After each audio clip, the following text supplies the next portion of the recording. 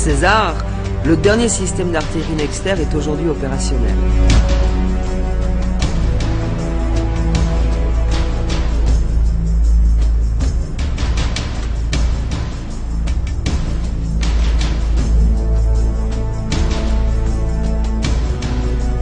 Ce nouveau concept, qui intègre un canon de 155 sur un châssis de camion tout-terrain, garantit mobilité et puissance de feu.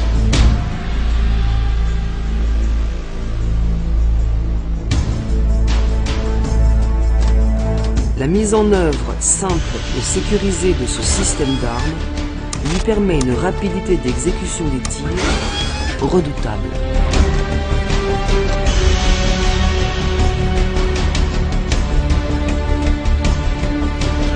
Son canon de 52 calibre autant, qui tire à plus de 40 km, lui confère une allonge exceptionnelle.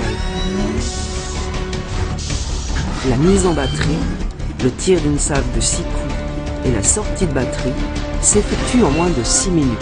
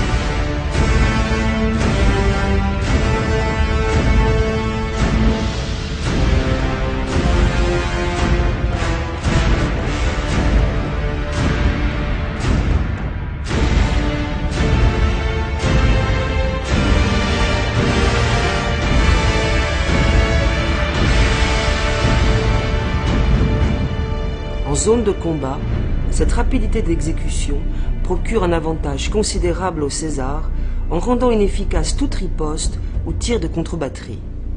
En effet, lorsqu'il a délivré le feu, le César s'efface de la position de tir avant même que ses obus atteignent leur cible.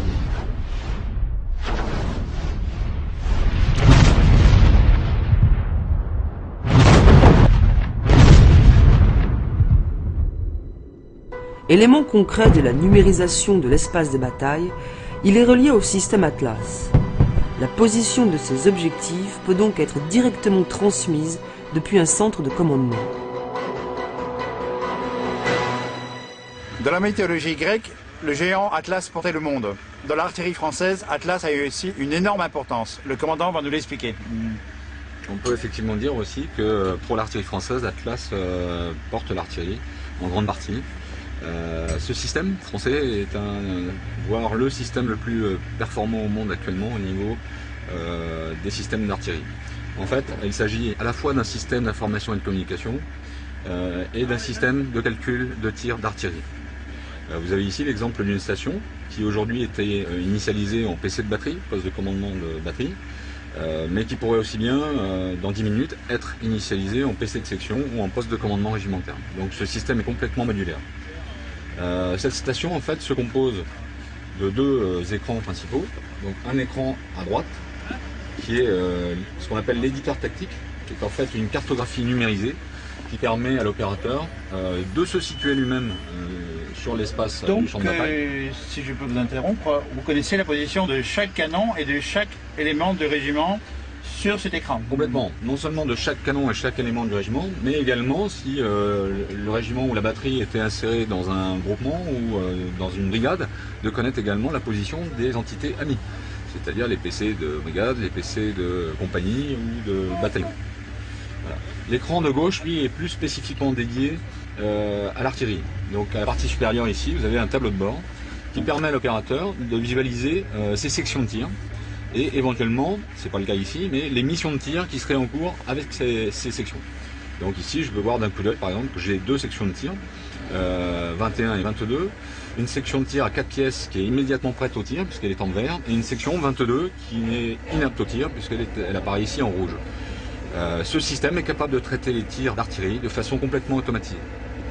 Et donc, en termes de choix des moyens pour le traitement du tir, quand il existe plusieurs sections par exemple disponibles, le système va, à partir de critères qu'on lui aura injectés, la plus proche, la plus éloignée, la plus riche en munitions, la plus pauvre, etc., choisir lui-même la section qui doit être engagée, d'accord, calculer les éléments lanceur par lanceur de la section ou des sections qui seraient engagées sur la mission de tir, et suivre après les comptes rendus des pièces qui eux-mêmes sont faits pour la plupart automatiques.